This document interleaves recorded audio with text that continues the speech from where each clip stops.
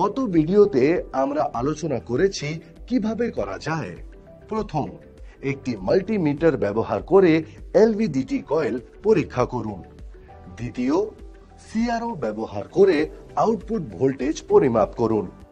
তাছাড়াও আজকের ভিডিওতে আমরা আলোচনা করতে যাচ্ছি কিভাবে এলভিডিটি ব্যবহার করে একটি সূচকের সাহায্যে ডিসপ্লেসমেন্ট পরিমাপ করা যায়। পদ্ধতি টাস্ক 1, ইন্ডিকেটর সহ এলভিডিটি ব্যবহার করে ডিসপ্লেসমেন্ট পরিমাপ।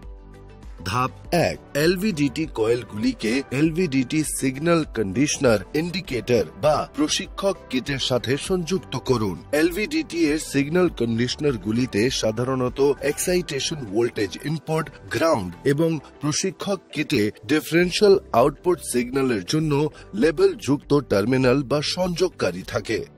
ধাপ 2, কোরটি এলভিডিটির মাঝখানে বা নির্দেশিত স্কেলে 0 অবস্থানে রাখুন। আলত করে কেন্দ্রের অবস্থানের দিকে হাত দিয়ে কোরটি সরান। এটিকে জোর করে বা অত্যাধিক চাপ প্রয়োগ না করার জন্য সতর্কতা অবলম্বন করুন, কারণ এটি এলভিডিটি ক্ষতি করতে পারে এবং এর ক্যালিব্রেশনকে প্রভাবিত করতে পারে। ধাপ 3, জিরো নব অ্যাডজাস্ট করুন এবং ডিসপ্লে 0 করুন। এলভিডিটি প্রশিক্ষক কিটে জিরো অ্যাডজাস্টমেন্ট কন্ট্রোল বা নব চিহ্নিত করুন। ডিসপ্লে 0 না পড়া পর্যন্ত এলভিডিটি আউটপুট সিগন্যাল অ্যাডজাস্ট করতে 0 অ্যাডজাস্টমেন্ট নব ব্যবহার করুন। অতিরিক্ত ক্ষতিপূরণ বা বিভ্রান্তি এড়াতে ধীরে ধীরে এবং সাবধানে নবটি ঘোরান।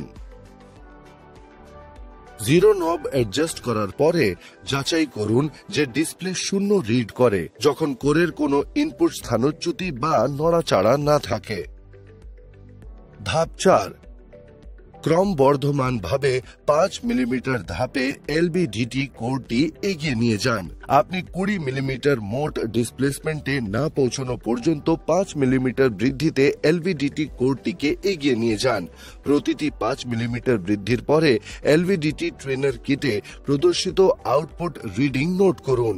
এই রিডিং এর প্রারম্ভিক অবস্থান থেকে এলভিডিটি কোরের স্থানচ্যুতির সাথে মিলে যায়। যেমন এলভিডিটি কোর এগিয়ে যায়, অর্থাৎ প্রাথমিক 0 অবস্থান থেকে দূরে, আউটপুট সংকেত সাধারণত আনুপাতিকভাবে বৃদ্ধি পায়। এলভিডিটি ট্রেনার কিটে প্রদর্শিত আউটপুট ভোল্টেজ বা সংকেত সাধারণত বৃদ্ধি পাবে, কারণ কোরটি 0 অবস্থান থেকে দূরে সরে যায়। ধাপ 5, এলভিডিটি এর কোরটিকে কেন্দ্রের অবস্থানে ফিরিয়ে আনুন। ধাপ 6, এলভিডিটি কোরটিকে ক্রমবর্ধমানভাবে বিপরীত দিকে নিয়ে যান। প্রতিবার 5 মিলিমিটার পিছিয়ে যান। এলভিডিটি কোরটিকে ক্রমবর্ধমানভাবে বিপরীত দিকে নিয়ে যান। প্রতিবার 5 মিলিমিটার পিছিয়ে যান। প্রতিটি 5 মিলিমিটার হ্রাসের পরে এলভিডিটি ট্রেনার কিটে প্রদর্শিত আউটপুট রিডিং নোট করুন। এলভিডিটি কোরটিকে 5 মিলিমিটার বৃদ্ধিতে বিপরীত দিকে সরাতে থাকুন যতক্ষণ না আপনি -20 মিলিমিটার মোট ডিসপ্লেসমেন্টে পৌঁছান। বিপরীত দিকে 20 মিলিমিটার ডিসপ্লেসমেন্ট নির্দেশ করে।